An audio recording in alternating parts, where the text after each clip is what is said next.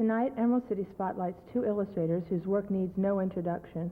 To movie and theater goers and to record buyers, the work of Richard Amsel and David Byrd has been seen by millions of people. Richard Amsel has created posters for every major film studio, the most recent being Death on the Nile for Paramount. His portrait of Lily Tomlin for Time magazine is in the permanent collection of the Smithsonian Institute. David Byrd is probably best known for his posters for such plays as Follies, The Magic Show, and Godspell. He did the poster for The Day of the Locust and has recently turned his efforts to designing covers for TV Guide. Byrd and Amsel, who are friends, have each done many album covers and have both received the coveted Grammy Award. Emerald City joins them tonight at David Byrd's studio. You've been looking at the artwork of Richard Amsel and David Byrd. This is Mr. Richard Amsel. Now tell me, Richard, when that phone rings and there's an art director at the other end of the line and he says, I have a film I want you to work on, what do you do? How do you get it from the film, the stills, or whatever it is he wants you to work on to the final result? Well, it's a kind of complicated procedure. Why don't we go and visit David, who I think is finishing up a piece right now in his studio. Oh, all right. I think it would explain it to the audience. Let's go see.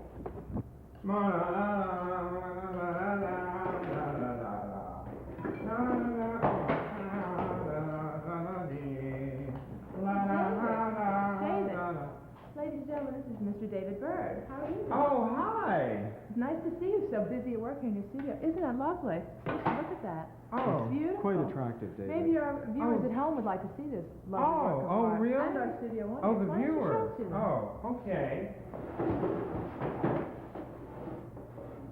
Bravo, David. Bravo. That's lovely. Another thank tour de you. force. Right. Oh, thanks. David, when you were working on this, what did you use as an inspiration? What was your...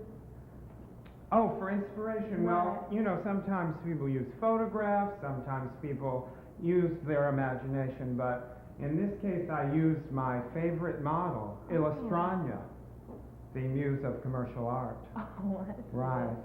Yes. And here that's she lovely. is. Yes, she is one of the loveliest Yes, ladies I of see all that. time. That's wonderful. Right. This isn't really how we do illustration, is it? Let's get serious for a minute. It Talk to isn't? these two men. Okay.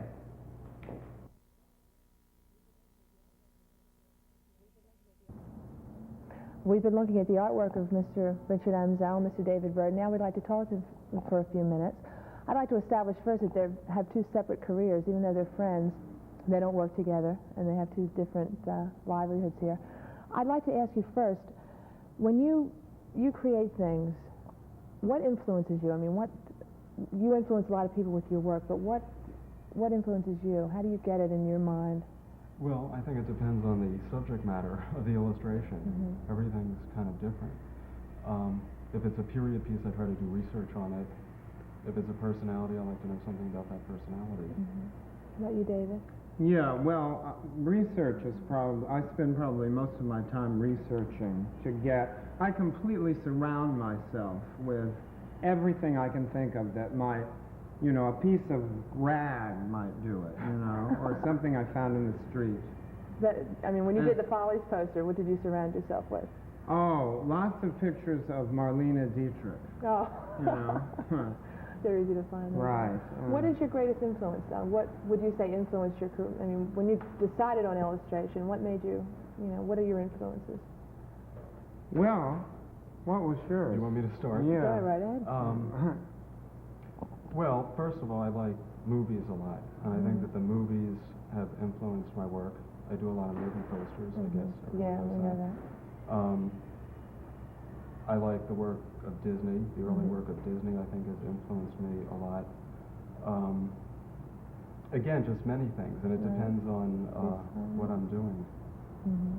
Well, I was a painter, so I didn't really plan to be an illustrator, but when it happened by mistake, I had to roll with it. So, right. So actually, what did you ask me? That's not important anymore. Right. What do you think you're best known for? Oh, Is this Richard. for me Yeah, again? this is for you. Well, it's really hard to say, but I would think that some of the work I've done for Bette Midler, Probably. I would say TV guide covers. I get a lot of people writing to me about those, and I assume that because a lot of people see them, that There's a lot I'm of well known for visibility, that. yeah. Exactly. But I don't have as much contact with people as I probably should, and so it's hard for me to really know what registers with them and what doesn't. Well, you work from photographs for the most part, don't you? For the most part, yes, They but I send mean, you- it depends. There are cases where I know the people, and of course, I think that It's helps easier. in doing the art. It's good. David, Oh, what, you want to know what? I'd like to know, I'd like to know what inspires you. what Is this exciting for you, what you do? Do you enjoy this a lot? Oh yeah, I really love it. I really like it a lot. Everything inspires me.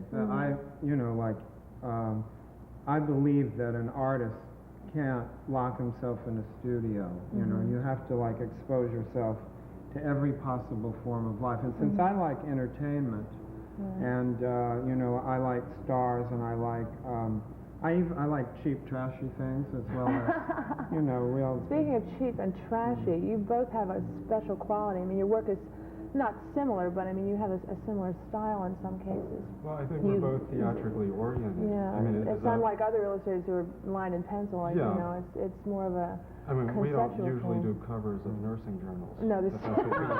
Right. I mean, our work is in, well, I would say in the field of show business, which of course is you're dealing a lot with unreality. Oh, that's always true. Yeah, I do a lot of tampon ads, but people don't know that. For that, I'm most known for theater. Well, posters. those are the money jobs, Dave. Yeah, the big, right. Contraceptives. I mean, the and big money tampons. is not in TV Guide. Oh right? no, that's But glamour. the visibility's in TV Guide. That's, Oh, you do glamour, that, yeah. Right. Do you think that this could parlay into other fields? Do you want to do other things? I know the answer to this. That's why I asked you. Oh, sure. What do you Tell feel him, that this is Richard. qualified for? Well, I can't really speak for David, but I mean, I would like to get into doing film, either live action animation, just things that lie outside of the realm of illustration. But I think that one of the problems is that your cubbyhole. People think of you People as think of being you doing as one only sort of thing. an artist, Exactly. right? And you can't. If you draw, then obviously you can't make a film. You can't do other things. And so I'd like to kind of break down those barriers because I think both of us are obviously capable Oh, of course. of that. Of course. I'd like to do anything in the world of entertainment, because I love the theatrical, I've seen your act, flash. Right. It's cheap. Yes, it is cheap. Right. But fun. Anything that, I think that the problem with being an illustrator is people just think that all you can do and all you want to do is draw, Right. which is not the case All right, we've got some conceptual drawings that you've done. We have, Richard recently has done Death on the Nile for Paramount. That's his most recent published thing. And why don't you tell us how that progressed? Well, with that specific job, I started out with thumbnail sketches, and I think we'll be able to see some of those. And then I progressed, and I did a very detailed study for the piece, which then later I rejected in favor of another idea. Right. Again, I sketched that out. I talked to the art director about it, and finally ended up doing the finished piece Which of is art. what we see. And so, I mean, I ended up feeling like I was doing it 50 50 times to get times, to the right, finished yeah. piece. And you've done the same thing, of course. Yeah, well, oftentimes when you start, for instance, when I did do the Follies poster, the image which is the Follies poster now was an afterthought. Oh, It really? was not the original design which had been accepted by Hal Prince. It just came to me one night after I was working on the Follies poster, and I just dashed it off. Oh, I think that can happen a lot. That Yeah. sometimes your best ideas can come in, right. Yeah. in a Just an second after overnight. you've worked for something in 3 weeks and rejected a lot of It material. does take. It's not an overnight thing. I mean, you Definitely don't. You have a lot of work that goes into this. It's not you just don't sit down and draw. No, I mean, these For people that projects don't can, know. I would say with some of my movie work that it can literally be, a month, 6 weeks of really working at it. Yeah, lightning very rarely strikes. But sometimes it does. I mean, sometimes Yeah. you can do a Yeah. piece overnight that That's- is just terrific. Right. But, of course, there's no guarantee. That's the exception Yeah, and rather that than really the is the rule. exception. Yeah. Yeah. Mostly it's very, it's very hard work. Oh, of course. But the bucks are good, aren't they? Yes. Yeah, the bucks are great. Right. That's and all you we get to need. wear a lot of jewelry. Okay, tonight we've had as our guests Mr. Richard Amsel and Mr. David Byrd, noted illustrators in their field, of course. So hope you've enjoyed our show. See you next week on Emerald City. This has been Dory Hanaway. Good night.